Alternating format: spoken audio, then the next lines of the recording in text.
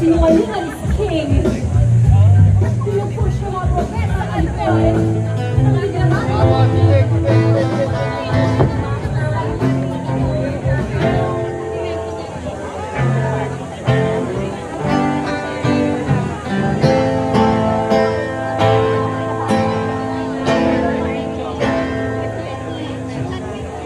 Tanungin natin ang ating mga sarili. Hindi pa ba sapat ang lahat ng paghihirap na ating ginaranas? Oras na para tayo ay maningil.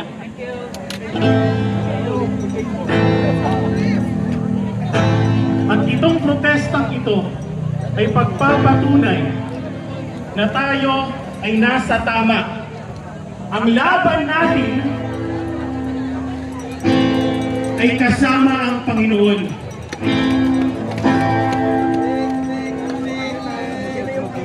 Oras na para maningil, mga kababayan. Huwag na tayong bumaluktot.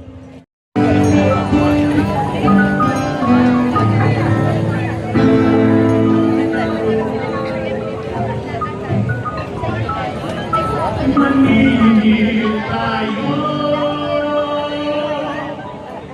aking bayan.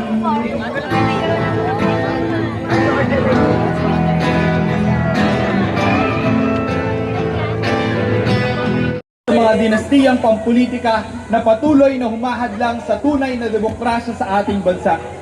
Bilang mga kabataang manggagawa, nakikita natin na ang katiwalian at monopolyo sa kapangyarihan ay usapin rin ng trabaho, sahod, kinabukasan at dignidad ng mga manggagawa.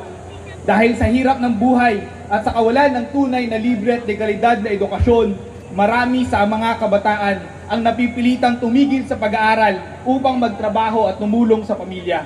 Ngunit maging ang pagtatapos sa pag-aaral ay hindi garantiya ng disenteng kinabukasan.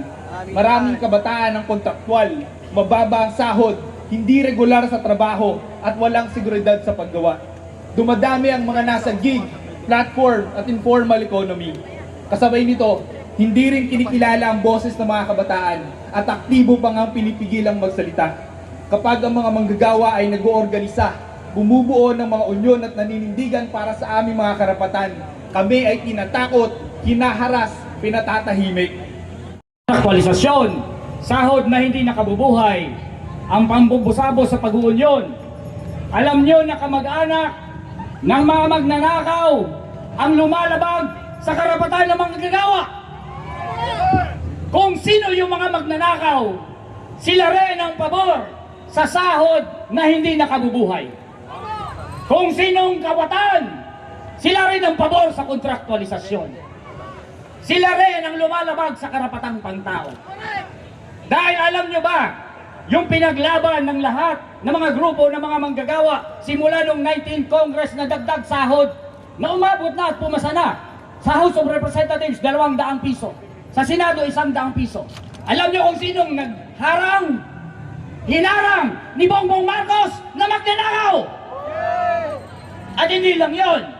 Alam nyo kung sinong humarang sa Security of Tenure Law noon pang 2017, 2018, 2019, hinarang ni Rodrigo Duterte na siyang sangkot din sa flood control scandal simula pa nung panahon ng kanyang termino, kung saan si Diskaya ay creation mismo ng rehimen ni Duterte.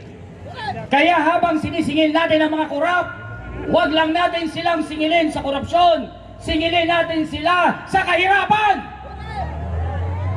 At syempre singilin din natin sila sa korupsyon. At ako'y isang leader manggagawa. Mahalaga sa isang leader manggagawa na pag-usapan ang kontraktualisasyon at ang sahod. Ngunit sasabihin ko sa inyo, bilang isang leader manggagawa, mahalaga rin para sa manggagawa na makita na si Marcos mismo ang makulong dahil sa korupsyon. Mahalaga rin sa manggagawa ang makita na si Sara Duterte ay ma-impeach. Lahat ng sangkot! Lahat ng sangkot!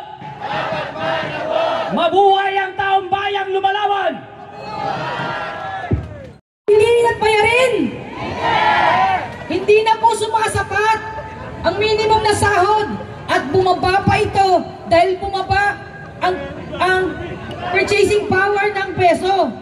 Mula nang pumutok ang giyera sa Middle East, tumaas ang presyo ng langis, tumaas ang presyo ng bilihin, pati bayarin, Meralco at iba pa. Pero sinasabi ng mga nakaupo sa gobyerno, wala daw dahilan para itaas ang sahod. Tama ba yon? Hindi talaga. Lalo pat habang lumantad pa sa publiko ang hindi maipaliwanag at hindi pa naibabalik na mga mali-maletang pera mula sa kaban ng bayan. Kaya nakakagalit. Ang mga manggagawa ay nagtatrabaho sa araw-araw, lumilikhayang ng yaman ng ating bansa, nag-aambag sa ekonomiya. Maliit na lamang ang take-home pay dahil sa mga buwis na kinakaltas sa mga mandated government taxes sa gaya ng SS at PhilHealth.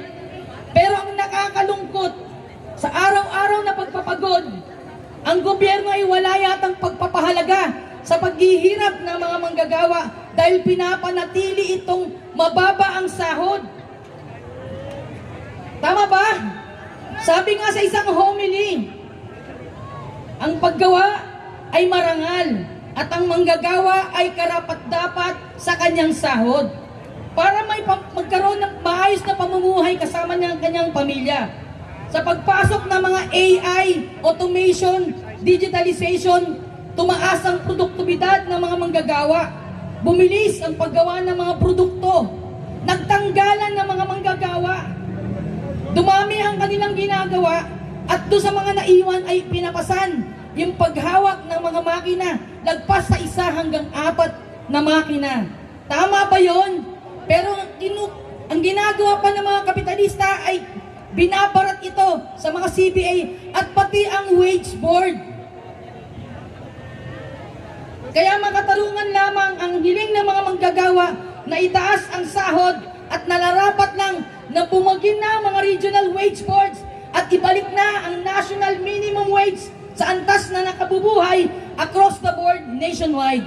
Kaya ang ating panawagan, 1,200 living wage nationwide.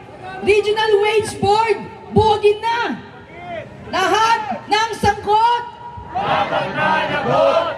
Dapat managot! Lahat ng sangkot! Sahod itaas! Presyo ibaba! Maraming salamat po.